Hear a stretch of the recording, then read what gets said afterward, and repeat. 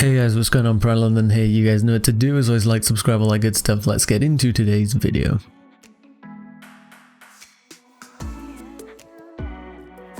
So the first story we got today is report Milan stunned as Chelsea midfielder could complete Real Madrid move next week. And it says AC Milan looks set to miss out on Bakayoko as the Chelsea midfielder is in fact close to joining Real Madrid, a report in Spain claims. And this is according to El Gol Digital. Real Madrid are moving to sign Bakayoko from Chelsea before the window shut, and are in fact willing to put the €30 million on the table that has been requested by the Premier League site. So apparently Chelsea only looking to get €30 million out of this Bakayoko deal, which is fair. We signed him for a bit more than that. But I think it's sort of fair to say that most clubs know he hasn't got a future at Chelsea, so why would they pay, you know, the premium that we paid for him when they can probably get him a bit cheaper? And I think Chelsea will just be happy to get him off the books, get a good bit of money for him. You know, €30 million isn't a small amount of money, as well as his wage bill. You know, I'm pretty sure it's been subsidized by the teams that have been loaning him out. But if we can't find a loan for him and he's stuck at Chelsea, then that'd be a problem, having to pay his wages. So very good move that we're managing to just get some amount of money for him. It's not, you know, a profitable deal, but in the end we'll have got him off the books. We need to do the same for players like Danny Drinkwater, possibly like a Ross Barkley. You know, these players that aren't really Chelsea level. You could argue Ross Barkley's a good squad player, but the rest of them, nah, they need to go, and we need to just raise a bit of money for him.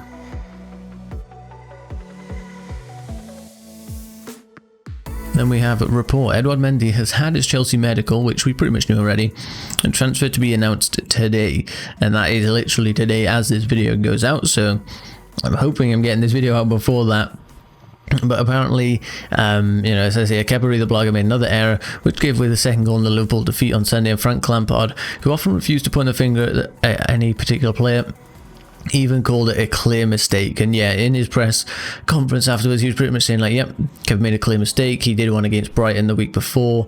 You know, we've got to support him, is basically the way Frank Lampard was going with it, which I do agree with to a certain extent. Like, as much as we're all angry at Kepa, and don't get me wrong, I want Kepa not as our first team goalkeeper, we do have to remember that behind all of this, there is a person who, I believe, you know, the story broke that, was it last year, his long-term girlfriend broke up with him. That's when his confidence started to dip, his performances got worse, the fans started getting on his back more.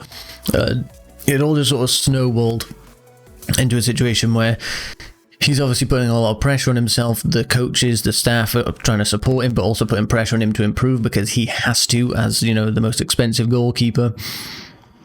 And he isn't, and he keeps making these mistakes, and he's getting in his own head. And like, as much as, you know, I agree, in terms of just football, I don't particularly like him as our player. I want him gone. You do have to remember there's a person behind all this, so anyone that's been sending him abuse, I don't agree with that. You need to stop. You know, you should never be abusing anyone. It is football at the end of the day, but we do have to remember that, you know, like, we do have to support him, even if it's just as a human, not as a football player, because, you know, he is a human behind all his performances, and it must suck for him. But it says a new goalkeeper could be on the horizon though for Chelsea, as Sky Sports claim Mendy has undergone his Chelsea medical ahead of his £22 million transfer to Stamford Bridge. Supposedly not actually completely done. He's finishing off a part of it in Italy or something today, is the report I've heard. Basically, it is basically done, but the announcement could be today, which I'm really hoping it is, because in the cup game on Wednesday, I'm pretty sure, you know, Caballero's going to be playing. That's what Frank Lampard said. I don't think he'd be lying to us. So Caballero will be playing that game. And then our next league fixture afterwards, that's when we'd probably want to have Mendy coming in for, and he'll have a bit of time to train with the squad and all that sort of stuff. So I do think it'll be good if we can get this done, announced today. You can start training with the squad, all that sort of stuff. And, you know, he's going to be, keepers don't have to be all that sharp, you know, like match sharpness is a thing, but, you know, he's been playing with Rennes, so he will be anyway. It's just about getting him involved with our tactics, and I guess playing out the back and all that sort of system like that. So either way, very excited to be getting Mendy involved. It's going to be happening today. I actually thought it was going to be Tuesday to Wednesday that it would be announced, so I wouldn't be surprised if it is today. So yeah, big news on that one. Chelsea are actually signing Mendy, and it could be very soon.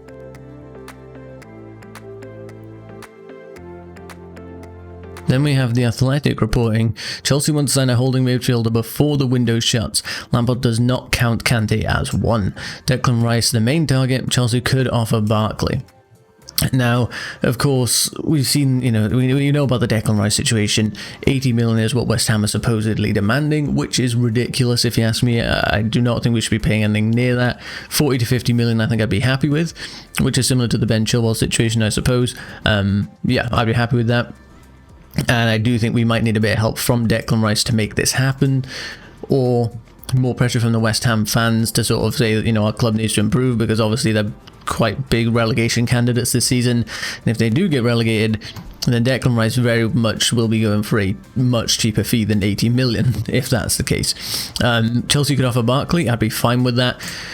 Whether Barkley would want to go there, that's a different thing, but hopefully he'd be okay with that. He'd start at West Ham, so maybe he'd be okay with that, considering that we've now got probably Mason Mount and Kai Havertz ahead of him. Is he going to get that much of a run in? We don't think so. But it does say that we want to sign a holding midfielder. Kante isn't counted as one. I guess we're counting Kante as more of a box-to-box midfielder, which I think is quite fair. That's what he's good at, although in the Liverpool game definitely could have done things better. His passing was poor and needed to shoot a couple times, but all in all, Kante is a very good box-to-box. Declan Rice is the main target. So then the other option, of course, that we saw us linked to was Soumare, and of course he's only £22 million, contracted until 2022, so not bad for negotiations. Only 21 years old, which I believe is the same as Declan Rice. Decently tall defensive midfielder. Like, this guy could be a really good signing. I really do think he's on Chelsea's radar. Whether, as second in line behind Declan Rice or whatever, I'm not too sure. But he would be coming from Lille. We've obviously done business with them in the past. I think we could get a good deal here. I really do. And hopefully he's on the list. Because him playing in defensive midfield can play further up in central, but that's really it. Valued at about 22 million, previously valued at about 24. Anything around 30 million I would be happy with. Clubs know we've got money, so they're going to ask for more than maybe the player's actually valued at, but either way, this would be a great signing for us. But let's take a look at this article that is also sort of Declan Rice orientated. Frank Lampard changed his mind over Declan Rice's role as Chelsea still eye £80 million transfer. And as you can see, the Athletic claim that Lampard has had a rethink and will urge Chelsea's hierarchy to open the checkbook one last time to bring in Rice as a defensive midfielder. The Blues boss is unhappy with his defensive midfield options and does not view Kante as someone suited to sit in front of the defence. That's basically what the tweet was getting to. With the Frenchman at his best when pressing and harrying higher up. Lampard wants a player who can hold position deeper and will break up play, as well as offering a more physical presence. Obviously that's what Rice and Soumare offer a lot more than Kante. Overall, Rice has proven he can perform in the Premier League, but West Ham will play hardball over Rice and do not want to risk upsetting their fans and players even more by selling the midfielder, having faced a huge backlash for selling Diangana, who's actually looked solid since he moved. So definitely, they should not be selling Diangana. I still think that, if they know they're going to get rid of Declan Rice, whether it's this season or almost definitely next season, so why not just sell him while you can get a lot of money for him? Because Chelsea are obviously willing to pay quite a bit. Use that money to reinvest and build a decent squad. Get a couple players in, get a couple fullbacks or whatever. I know they need fullbacks, is about all I know about them at the moment. Why not get that money in and invest it wisely? And then you might have like a decent squad. Yes, you're missing your star boy in Declan Rice, but he's going to be going in a season or two anyway, so why not just get the money now and reinvest it? Is sort of my take on it. But of course, I'm not the higher ups of West Ham, so I can't make that decision. But Declan Rice definitely going to be used as a defensive mid more so than a centre back now, which is good news. He's definitely better as a defensive mid, but he'd still be good as a centre back and a good versatile option. But we've got Thiago Silva, Zuma, Christensen, Rudiger, Tomori, Ethan Ampadu coming through, once he's done with Sheffield and stuff. So, there's good options there.